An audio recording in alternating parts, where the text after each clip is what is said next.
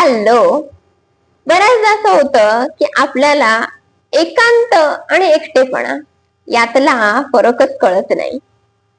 म्हणजे आपल्या आजूबाजूला काही माणसं अशी असतात जी आपल्याला ना थोडी विचित्र वाटतात. त्यांना नाहीयेत फार मित्रमैत्रिणी, ते कोणत्याही ग्रुपमध्ये ऍक्टिव्ह नसतात. त्यांना फार कोणत्या फंक्शनला जायला आवडत नाही, माणसांसोबत रमायला आवडत नाही, हसत खेळत नाही, काही नाही. त्यांना ना असं एकटं राहायला आवडतं.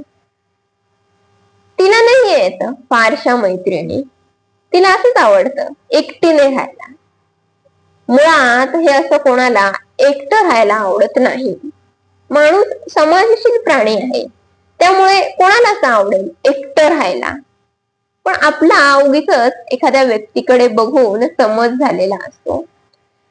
त्याला ना एकटं राहायला आवडतं, तिला असं एकटीने राहायला आवडतं. तर हा एकटेपणा मुळात नसतोच, तो एकांत असतो. आणि एकांत हा कायम बाय चॉईस असतो, तो आपण आपल्यासाठी निवडलेला असतो. म्हणजे बऱ्याच वेळा आपण सुद्धा म्हणतो ना, मला ना आता एकांत हवाय, मला या कामावरती कॉन्सन्ट्रेशन करायचं आहे, मला कुणी डिस्टर्ब करू नका.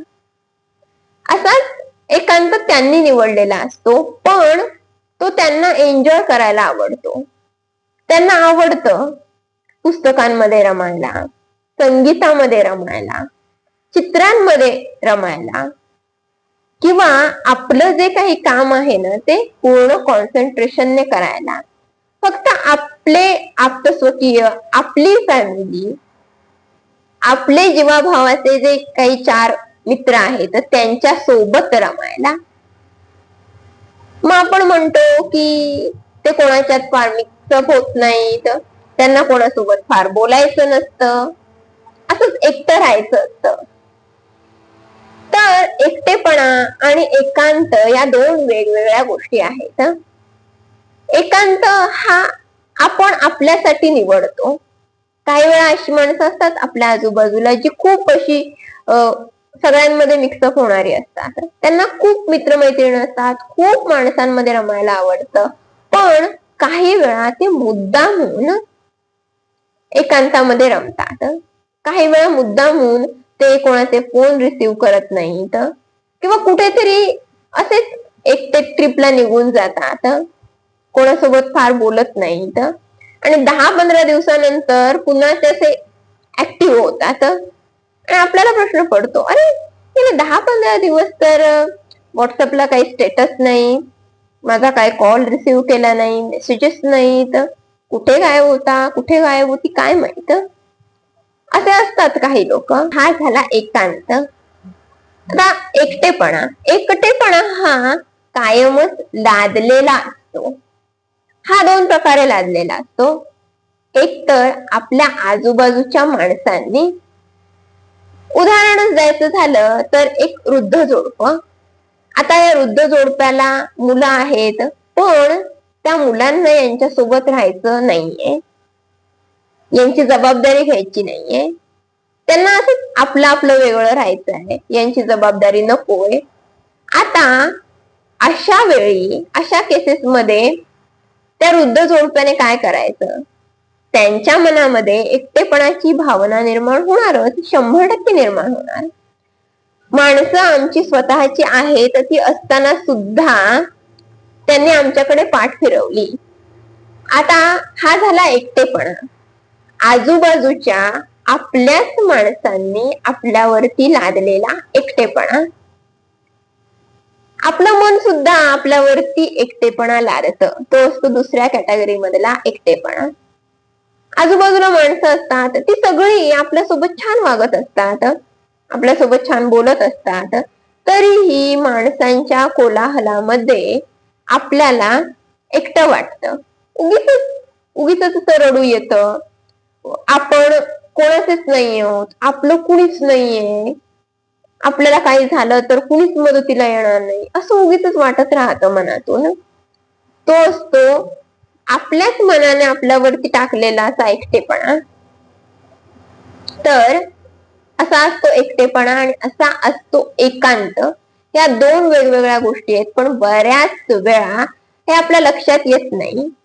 आपल्याला एकांत हवाय, आपल्याला एकांतामध्ये थोडा वेळ रमायचंय, की आपल्याला एकटं वाटतंय तेच कळत नसतं.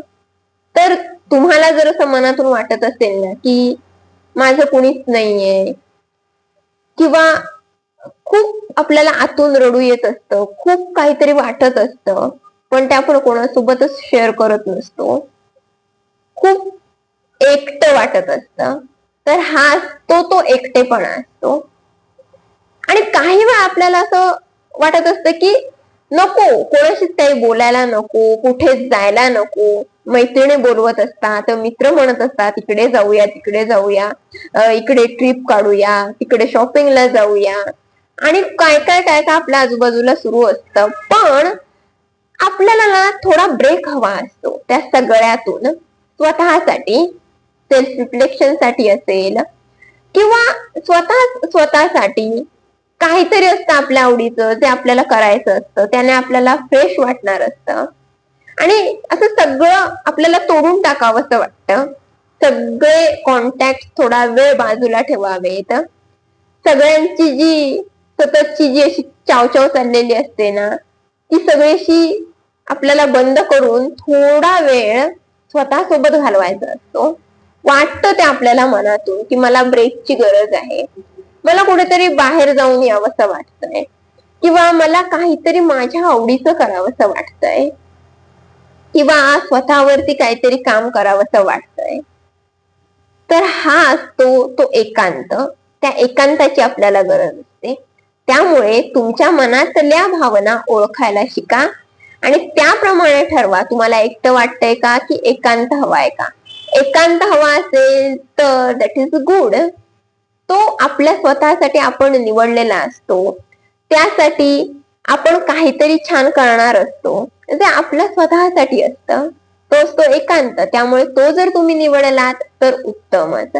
पण जर तुम्हाला एकटं वाटतंय, मी मगाशी वर्णन केलेल्या भावना जर तुमच्या मनामध्ये येत आहेत, एकटं वाटतंय, तर त्या क्षणी ते सगळं कोणासोबत तरी शेअर करण्याची गरज असते, स्वतःला मोकळं करण्याची गरज असते. तर हा होता आजचा व्हिडिओ. आवडल्यास लाईक जरूर करा, कमेंट बॉक्स मधून तुमच्या प्रतिक्रिया जरूर कळवा. भेटूया नव्या व्हिडिओमध्ये एका नव्या विषयासह. तोपर्यंत बाय.